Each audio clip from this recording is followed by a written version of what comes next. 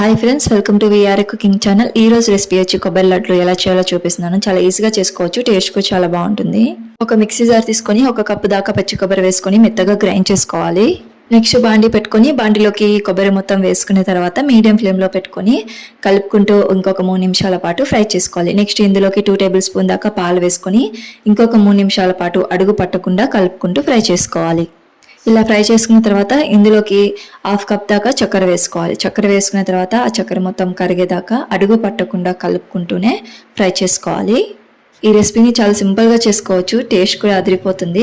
Next ఇందులోకి 2 table spoon దాకా milk powder వేసుకొని ఉండలు లేకుండా బాగా కలుపుకోవాలి. ఇలా కలుపుకున్న తర్వాత ఒక ప్లేట్లోకి తీసి పెట్టుకొని కొంచెం చల్లబడిన తర్వాత రౌండ్ షేప్లో ఉండలా చేసుకుంటే ఎంతో టేస్టీ అయిన కొబ్బరి లడ్లు రెడీ.